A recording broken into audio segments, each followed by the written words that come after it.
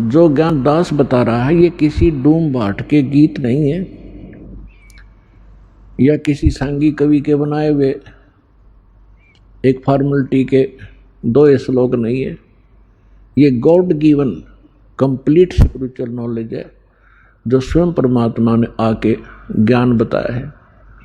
इसके साथ साथ वो परमात्मा अपनी लीला अनुसार जो वो लीला किया ही करते हैं, सतलोक से आए और जिन महापुरुषों को वो मिले उनको सतलोक लेकर गए, उस स्थान पर लेकर गए जो हमारा मूल स्थान है, जहाँ आप और हम सभी रहा करते थे, आपका परिवार था। वहाँ पर सभी सृष्टि ऐसी ही है, ऐसे ही नर और नारी करके वहाँ सब बच्चे हैं, सारी सुविधाएं हैं। उसी की डुप्लीकेट नकल काल ने यहाँ कर रखी है।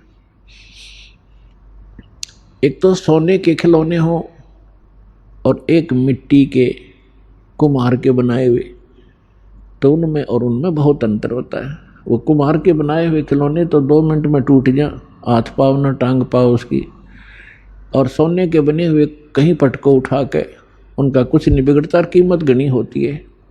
तो सतलोक के अंदर आपको ऐसा शरीर मिलेगा जिसका नाश कभी नहीं होता, उसमें वृद्ध अवस्था नहीं है, बुढ़ापा नहीं है, सदा युवा बने रहोगे। और जिन क्रियाओं को आप यहाँ करते हो,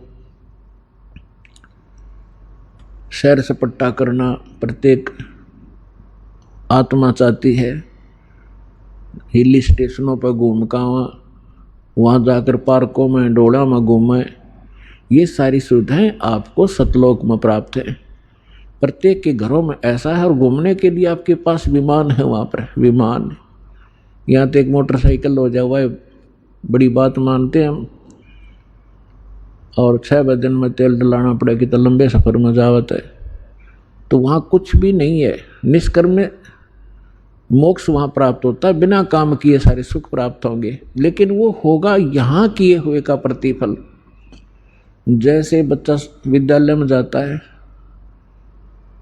और विद्यालय में यदि वो उन सुखों को प्राप्त करता रहे जो उसने नौकरी प्राप्त करके प्राप्त करने थे, विद्यालय में यदि वो ऐसे ही सैर सपट्टे करता रहे, टीवी फिल्म देखता रहे, गाने सुनता रहे, जो उसका उद्देश्य उसको कर नहीं रहा, तो वो आगे चल के बहुत दुखी होता है।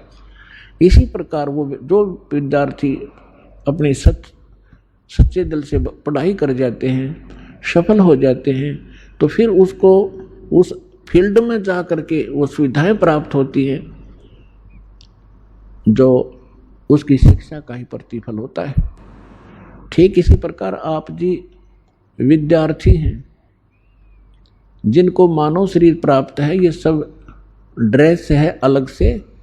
जैसे विद्यालय में जाने वाले विद्यार्थियों की अलग से पोशाक होती है, इसी प्रकार आप जी को जिनको मानव शरीर प्राप्त है पूरे विश्व में, ये परमात्मा पाने वाली यूनिवर्सिटी में विद्यालय में प्रवेश प्राप्त कर चुके हैं।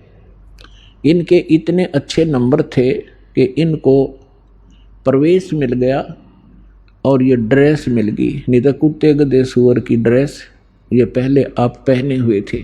जिसको भी आज मानव शरीर प्राप्त है या कभी भी होता है, तो उसका उद्देश्य भिन्न होता है,